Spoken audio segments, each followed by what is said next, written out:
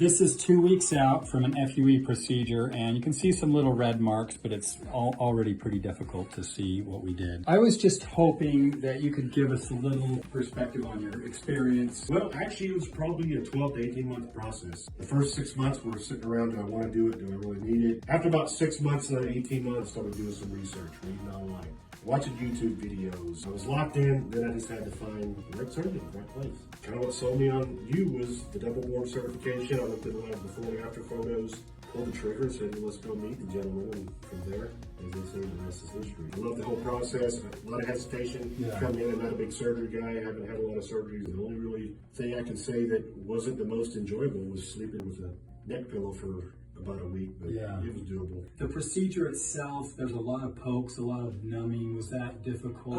The shots for the numbing, staying a little. I mean, to me, it's no different than getting dental work done. You got to take a little bit of pressure, a little bit, tiny bit of pain. I've got tattoos, so to me, it wasn't much worse than getting a tattoo. And then once everything numbed, I could feel them touching and feel them doing things, but other than that, there was no pain during the procedure. Actually, after, it was more tightness.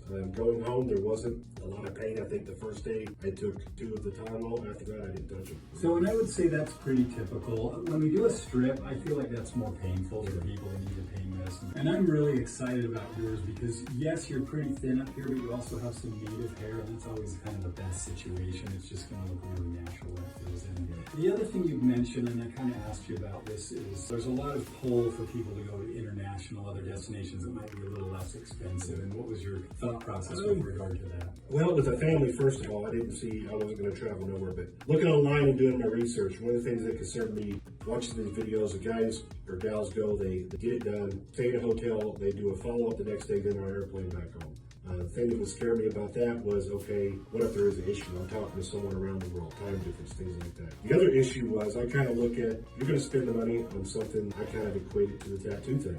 You go to a cheap tattoo artist, you're going to get something you're not happy with. And I do a lot of aging face surgery, facelifts, spinoplasties, hair. I feel like that's not necessarily something you want to go for whatever the best deal is. You don't necessarily go for the most expensive, but you need to sort of evaluate the whole process. And if the cost is an issue, then just save your money and wait a little while. If it's going to be $15,000 and you get 5, hey, save up another 10. To me, that gives you the time to think about it. You're making good decisions. Good. Well, I'm glad you had a good experience. And, we try, our staff tries really hard to help with the process. And the surgery itself is one thing, but everything else matters a lot as well. You and your staff definitely have my recommendation. Thank you so much.